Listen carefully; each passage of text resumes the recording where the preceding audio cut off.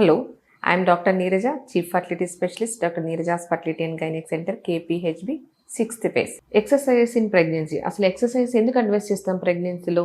చాలా మంది precious pregnancy, bed rest అంటారు, పనులు చేయనివ్వరు, కొంతమంది హస్బెండ్స్ ఉంటారండి. బట్ ఎక్సర్సైజ్ వల్ల చాలా బెనిఫిట్స్ ఉన్నాయి మనకు. సో ఏమేమి బెనిఫిట్స్ ఉన్నాయి కొన్ని చూద్దాం. మెయిన్ ప్రెగ్నెన్సీలో మ్యాల్జియాస్, మజిల్ క్రాంప్స్ ఉంటాయి, అవి తగ్గిపోతాయి.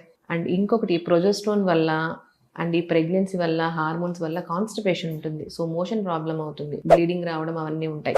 ఈ ఎక్సర్సైజ్ వల్ల ఇంటెస్టైనల్ మొటిలిటీ పెరగడము, మోషన్ రావడం జరుగుతుంది. తర్వాత స్లీప్ డిస్టర్బెన్సెస్ ఉంటాయి చాలా మందికి ఈ హార్మోన్స్ వల్ల. సో ఈ మూడ్ స్వింగ్స్ ఉంటాయి. సో ఈ ఎక్సర్సైజ్ వల్ల ఎండార్ఫిన్స్ పెరగడము, స్లీప్ ప్యాటర్న్ బాగుండడము, సో క్వాలిటీ ఆఫ్ స్లీప్ పెరగడం జరుగుతుంది. అండ్ ఇంకొకటి ఏమంటే మెయిన్ నార్మల్ డెలివరీ అనమాట. ఈ స్క్వాటింగ్ పొజిషన్ వల్ల, వాకింగ్ వల్ల, వీటి వల్ల ఏమవుతుందంటే మజిల్స్ బాగా రిలాక్స్ అవుతాయి, స్ట్రెచ్ అవుతాయి అనమాట. సో దీనివల్ల మనకు నార్మల్ డెలివరీ అయ్యే అవకాశాలు కూడా ఉంటాయి. ఇంకొకటి చాలా మందికి ప్రెగ్నెన్సీలో లాంటోసిస్, అంటే మనం ప్రెగ్నెన్సీ పేషెంట్స్ ఇలా నడుస్తారు కదండి, ఈ బ్యాక్ కర్వేచర్ మారిపోతుంది. సో దానివల్ల సివియర్ బ్యాక్ పెయిన్ ప్రజెంట్ అవుతూ ఉంటారు. సో వీళ్ళకు కూడా ఈ ఎక్సర్సైజ్ వల్ల బ్యాక్ పెయిన్ మనం కొంతవరకు తగ్గించవచ్చు. సో లైక్ ఏమేమి ఎక్సర్సైజ్ మనం అడ్వైస్ చేస్తాము? మెయిన్ ఏంటంటే walking, and walking in between breaks తీసుకోవాలండి. సో వాటితో పాటు స్టెప్స్ అప్ అండ్ డౌన్ దిగడం, మెల్లగా అప్ అండ్ డౌన్ దిగడం, అండ్ బటర్ఫ్లై పొజిషన్ అంటాం, గాలిలా పెట్టి బటర్ఫ్లై లాగా మూమెంట్ ఉంటుంది. అండ్ ఒక గోడ పట్టుకొని హిప్ రొటేషన్ చేస్తాం, ఒక హిప్ రొటేషన్, తర్వాత ఇంకొక సైడ్ పెట్టుకొని ఇంకొక హిప్ రొటేషన్ చేస్తాము. స్క్వాటింగ్ పొజిషన్, స్క్వాట్స్లో కూడా మనకి పెల్విక్ మజిల్స్ అంతా రిలాక్స్ అవుతాయి అనమాట. And walking చేయమంటాము.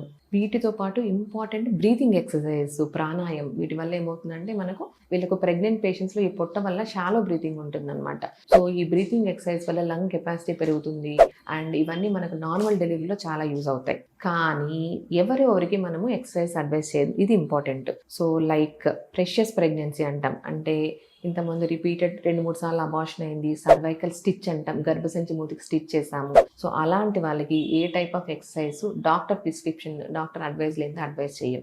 ఇంకొకటి మల్టిపుల్ ప్రెగ్నెన్సీ, అంటే సింగిల్ టన్ కాకుండా 2-3 బేబీస్ ఉంటాయి. సో అలాంటి వాళ్ళకు కూడా మనము ఎక్సర్సైజ్ చూసి మనం అడ్వైస్ చేస్తాం. ఇంకొకటి ప్లెజెంటా ప్రీవియా, ఆల్రెడీ మనం ఇంత ముందుకు చెప్పినప్పుడు మాయ అంటాం కదా, ప్లెజెంటా, అది మనం గర్భసంచిలో పై సైడ్ అతుక్కొని ఉండాలి. కొంతమంది పేషెంట్స్ కింద సైడ్ ఉంటుంది.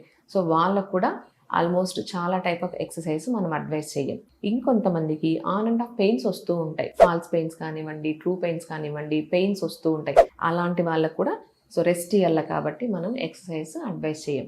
ఇంకొంతమందికి ఉమ్ము నీరు కొంచెం చుక్క కారుతూ ఉంటుంది. సో వాళ్ళు ఏ టైంలో అయినా లేబర్ రావచ్చు కాబట్టి వాళ్ళకు కూడా మనము ఎక్సర్సైజ్ అడ్వైస్ చేయం. ఇంకొంతమందికి బ్లీడింగ్తో స్పాటింగ్ అవుతూ ఉంటుంది, అప్పుడప్పుడు స్పాటింగ్ రావడం, ఏదైనా రీజన్ అవనివ్వండి, అప్పుడప్పుడు స్పాటింగ్ రావడము. సో అది కూడా మనకు వీళ్ళు కూడా ఎప్పుడైనా లేబర్లో ప్రెస్పెక్ట్ అయిపోతారు కాబట్టి వీళ్ళకు కూడా మనం ఎక్సర్సైజ్ ఇన్ జనరల్గా అందరికీ అడ్వైస్ చేయం. సో ఈ సెట్ ఆఫ్ పేషెంట్స్ చాలా చాలా ఇంపార్టెంట్ అండి. ఎవరు ఎక్సర్సైజ్ చేసుకోవాలి, ఎవరు ఎక్సర్సైజ్ చేయకూడదు, అండ్ చాలామంది యూట్యూబ్లో చూసి వాళ్ళకి ఎక్సర్సైజ్ చేసుకుంటూ ఉంటారు. ఇట్స్ నాట్ గుడ్ అండి. So under supervision, under strict yoga trainer కానివ్వండి, ఎవరైతే కొన్ని యోగా సెషన్స్ డాక్టర్స్ కండక్ట్ చేస్తుంటారో అండర్ డాక్టర్ సూపర్విజను ఈ సెషన్స్ ఎక్సర్సైజ్ చేయడం చాలా చాలా ఇంపార్టెంట్. Thank you.